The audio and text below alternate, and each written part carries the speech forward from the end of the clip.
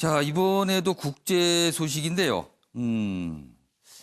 다른 나라 대통령에 이제 당선되는 분을 이렇게까지 크게 소개되는 건 아마 드문 경우 같아요. 우리 언론뿐만 아니라 다른 나라 언론들도 아주 크게 지금 다루고 있습니다. 보시죠. 매일경제 기사입니다.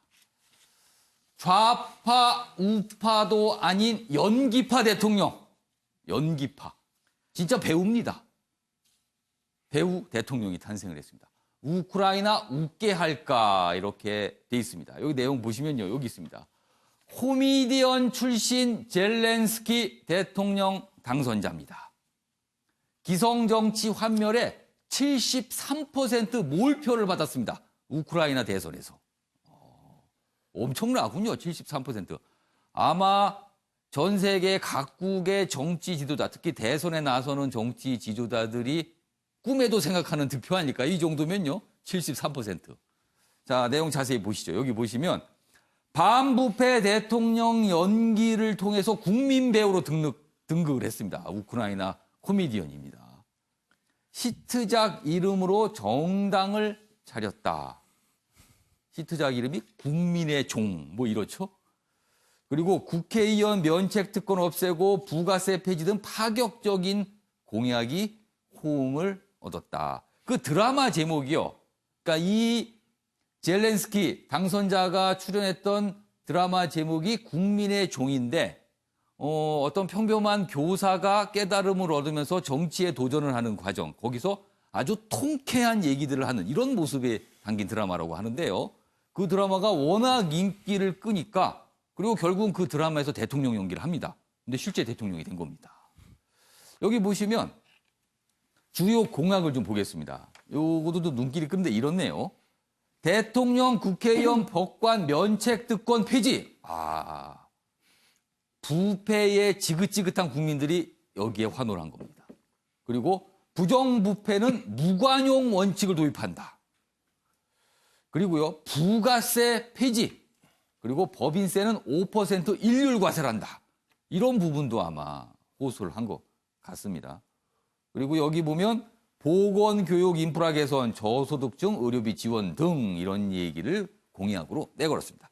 관련 기사 하나 더 있는데요. 보시죠. 중앙일보 기사입니다. 일단 드라마의 모습이 이렇게 나왔답니다. 자전거를 타고 정장 차림에 이건 뭡니까? 이걸로 한 대 누구를 때릴 듯한 모습으로 아마 기성 정치를 이렇게 다루겠다 이런 모습이겠죠. 그래서 우크라이나뿐만 아니라 그 일대 다른 나라도 이 드라마에 열광을 했다 그래요. 보시죠. 부패에 화난 국민들, 부패 청소부 연기한 배우의 73% 몰표다. 정치 신인 41살입니다. 젤렌스키 집권하게 됐습니다. 유대인 엘리트 출신 코미디언으로 드라마 이름 국민의 종으로 당명도 정했습니다. 아예 드라마 이름을 그냥 당 이름으로 정했으고 출마를 했어요. 그러나 외교 무경험 그리고 재벌 후원자가 있다 이런 얘기가 나오거든요. 이게 또 약점이 아닐까 이렇게 돼 있습니다. 관련 기사 더 있는데요. 넘겨주시죠. 여기 있습니다. 여기 보면 자세한 내용이 좀 있어요. 일단 이렇습니다. 아까 약점으로 꼽힌 부분인데 이래요. 재벌 후원자에 해당하는 콜로모이스키와의 긴밀한 관계를 우려하는 여론도 적지 않다. 그가 재벌의 영향력을 극복하고 푸틴 러시아 대통령에게 제 목소리를 낼 수 있을지가 관건이라는 분석도 나오고 있다. 푸틴 대통령 강성이죠. 근데 우크라이나하고 러시아 지금 굉장히 해결할 문제가 많은데 과연 잘 맞상대가 될까 이런 부분입니다. 그리고 또 한국 얘기를 했습니다. 이 당선자가. 한국에 대해선 한국은 이웃의 독재 국가가 있더라도 큰 성공을 거둘 수 있었고 발전할 수 있으며 강하고 자유로운 나라가 될 수 있음을 보여줬다. 한국은 아주 좋은 본보기다. 또 이렇게 극찬을 해놨습니다. 자, 그럼 여기서요. 관련 영상 보고 내용 이어가겠습니다. Дякую усім українцям, де ви зараз не знаходились. Я обіцяю, що ніколи не підведу вас всіх. Вони очевидні і дають підстави зараз подзвонити моєму опонентові і привітати. Я за Зеленського, щоб наладив, щоб усе було хорошо. Уже надоело это все. 자, 국민들은 뭐 미소를 짓는 모습인데 현직 대통령은 참 표정이 안 좋군요. 본인이 저런 대우를 받았다 아마 패배를 인정하면서 그런 것 같아요. 최영선 의원님, 부패 그리고 정치 불신이 극에 달한 상황에서 이런 대통령이 탄생을 했군요. 일단 영화 같은 현실을 보면서 예. 한편으로 카타르시스를 느낍니다. 아, 현실이 얼마나 답답합니까? 예. 복잡하게 얽혀 있고 그런데 이 드라마 주인공이지만 뭔가 새로운 정치. 그러니까 이 나라 같은 경우에는 정말 180개국 중에서 121로 평가될 정도로 부패가 만연한 나라고 뭔가 어떤 정치의 무능이 팽배한 나라에서 예. 국민들의 어떤 그 분노라든지 좌절감이 얼마나 컸으면 예. 이런 드라마의 주인공을 예. 바로 대통령으로 뽑을 수 있을까? 아, 그런 측면에서 보면 정말 그 상상이 현실로 쾌도난마와 같은 어떤 새로운 지도자를 예. 받아들이는 정말 그 카타르시스를 느끼는데 예. 한편으로는 우려가 됩니다. 뭐냐하면은 이 아마추어 정치는 예. 결국은 견고한 관료제의 저항이라든지 예. 기득권의 저항을 과연 뚫고 나아갈 수 있느냐 이 부분이거든요. 그래서 예. 처음에는 아마 카타르시스를 느낄 수 있는 국민들이 환호할 많은 조치들을 할 걸로 보입니다. 예. 아까 어떤 면책 특권을 없앤다든지 그런 것들은 국민들의 환호를 얻을 수 있겠지만 예. 조금 더 깊게 들어갔을 때 예. 나중에 이제 이 기득권 저항을 어떤 슬기롭게 극복할 수 있는 예. 프로 정치인이 돼야 되는데 예. 그게 조금 걱정스럽습니다. 배재영 의원님. 이 젤렌스키 당선자가 드디어 연기에서 이제 현실로 나왔습니다. 자, 중요한 거는 그 연기 속에서, 드라마 속에서 보였던 그 대통령의 모습, 어떤 사이다 같은 모습을 현실에서도 과연 보여줄 수 있겠느냐, 이 부분이에요, 사실은요.